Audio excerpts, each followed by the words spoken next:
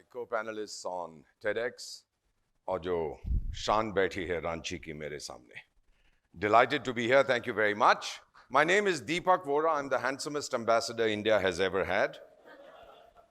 Tried my hand in films. Was a super flop. 2 films. Both failed miserably. And became a diplomat. When I was born in 1951, the overwhelming majority of Indians had never been educated. The overwhelming majority lived in abject poverty, and women's empowerment was a joke. By the time I die, India would have achieved the 3 main pillars of development: women's empowerment, elimination of poverty, and total literacy. Why do I say this? Let's take a look at the first slide. Take a look at how demographies are changing. The median age in India is 28, which means half of all Indians like me are less than 28, and half like you are more than 28. Our window of opportunity is till 2050.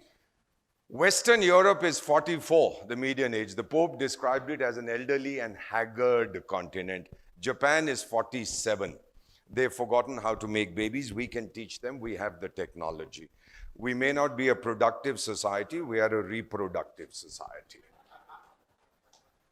The result of this is we are already the world's youngest country with the largest number of people in the producing age group, which is 15 to 64. Less than 15, more than 64, you consume more than you produce. So we have the largest number of producing people. Relentless focus on education, 50,000 colleges and universities, 1.5 million schools, 320 million students, 51% are our daughters. Please clap. Economic power, 4 largest economies in the world. China in PPP, purchasing power parity, USA. Number 3, India. Number 4, Japan. Where is Europe? Missing in action. Let's take a look at the new World Wealth Report. 2020, India's privately held wealth is $8.2 trillion, the 6th largest in the world. And according to this report, by 2020, which is 8 years from now, the average Indian will have twice as much private wealth as the average German or the average British citizen. What do we spend it on? Eating better, looking better, studying better, communicating better, etc., etc.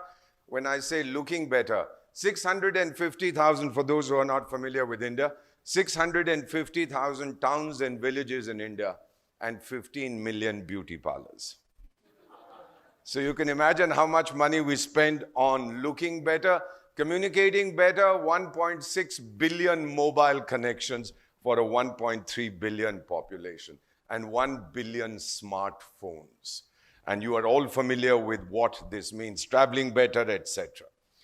2015 International Yoga Resolution, co-sponsored, introduced by India, co-sponsored by 177 of the 193 members of the UN, the largest in the history of the UN. And ma'am, the French ambassador sitting there, I was in the General Assembly, says, my country supports yoga because India is the spiritual mother of all mankind. What a beautiful thing to come from the French.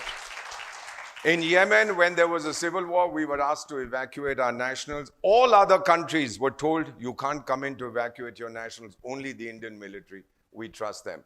I went to Paris the same year. We brought out 20,000 people from 40 countries. The immigration officer at Charles de Gaulle Airport sees my passport and says, you're an ambassador of India. I said, yes, I am. He said, well, you brought out 500 Frenchmen from Yemen. I said, if we made a mistake, we'll take them back. He says, no, sir. He gets up and salutes me and says, thank you, India. This is the new India that we are talking about. 1969, I don't know if any of you remembers, you're not old enough, but we were invited to the founding conference of the Organization of Islamic Cooperation. When we got there, we were not allowed into the hall. We had been invited. We were booted out. We were thrown out. Water and electricity in our hotel was switched off. India did not have the strength to retaliate, ladies and gentlemen. 50th founding anniversary of the OIC last year. Who do you think is the guest of honor? Your country, India. So the military rebalancing today, take a look at this. The most powerful militaries. None of these are my figures. These are all UN various agency figures. Most powerful USA spend a lot of money, Second, Russia. Third, China. Fourth is India. Where is Europe? Still missing in action. Result of these tectonic changes, 15% of the world that rule the other 85%, they don't know what is happening. The biggest disease in the developed world, ladies and gentlemen, is depression and loneliness. Britain even has a minister for loneliness. And they are training young people. They say they have 9 million lonely citizens. They are training people to be companions. I sent my photograph saying, these are all rich widows. I would love to be their companion. Then they responded to me, yes, we are lonely, but we are not that lonely.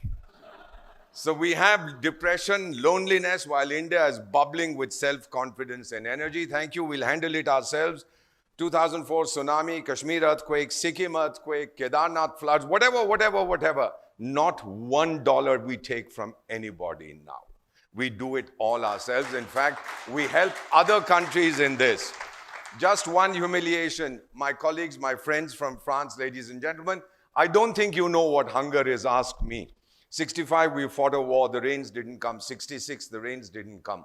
Mrs. Gandhi, the then Prime Minister, went to the US to beg for food. New York Times wrote, new Indian leader comes begging. She came back and she said, never again will we beg. And we were told, don't eat on Mondays. I have slept hungry throughout 1966. I have slept hungry on Mondays. Ask me what hunger is. And your country, which said feed us, is today the second largest producer of food grains in the whole world. For too long have others written India's destiny. A country that forgets its past, ladies and gentlemen, has no future. We remember our past. We made mistakes, but never again. I have spoken to over 7 million kids in India. And the promise they make me that they will write India's destiny themselves, not allowing anyone else to write. I touch my ears. I ask God to forgive me. They make this commitment to India and I make them a commitment. In a few years from now, I will leave my body and I will have a simple memorial which the Indian military has built for me in Kargil, the area that I love. It simply states, scattered in the dust, silent I remain. When India's bugle calls, I will rise again. That is to serve my mother. Deloitte Attitude Survey 2019 of millennials and Generation Next in 42 countries. Europeans are at the bottom of the list when it comes to optimism amongst youth. Number 1 in the list, you can Google it, is India. And Goldman Sachs says India's story will be shaped by its 450 million Gen Next, Gen Z, the post-millennial generation. Sheer size of India's youth, combined with improved education and sustained growth, will make it one of the most compelling stories. Here is a book, ladies and gentlemen, Our Time Has Come, written by an American diplomat about how India is shaping its place in the world. And by the way, this book is very popular in Pakistan. So as an Indian, have faith and confidence in ourselves. Do not allow cynicism to affect us.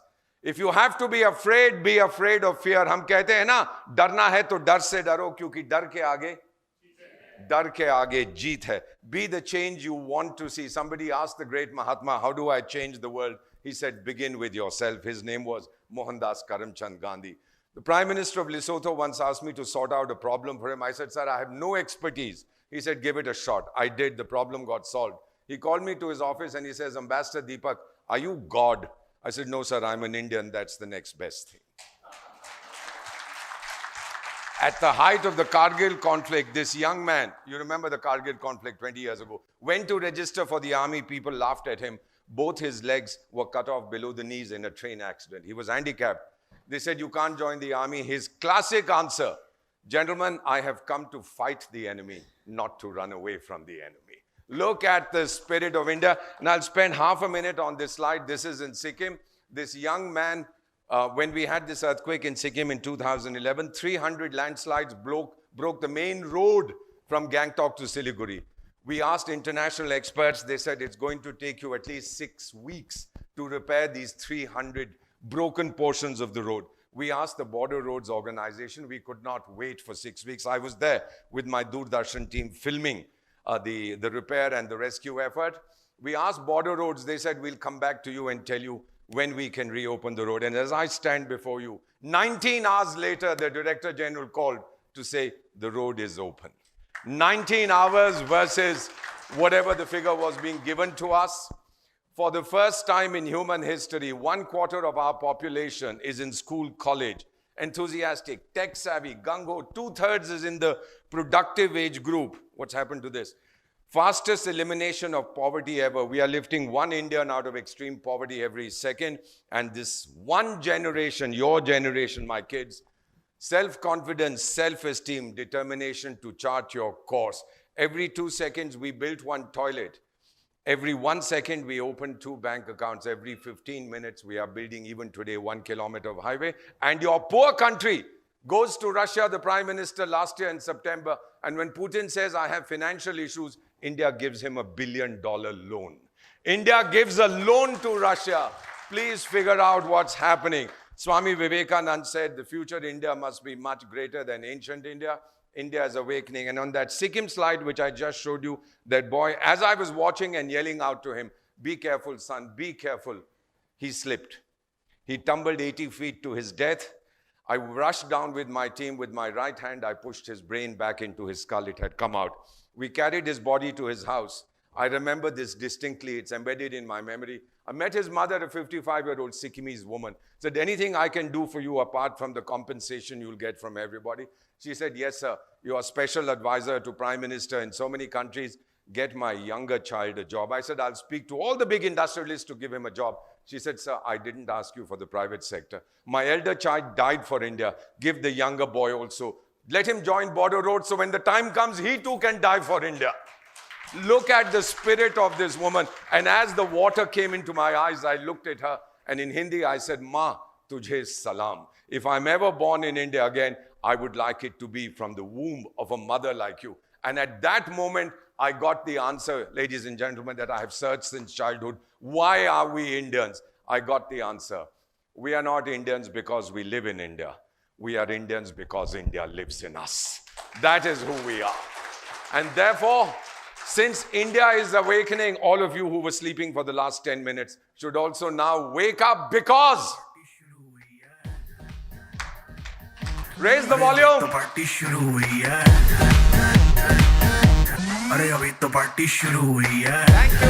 much. Please stand and applaud if you have liked this. Thank you.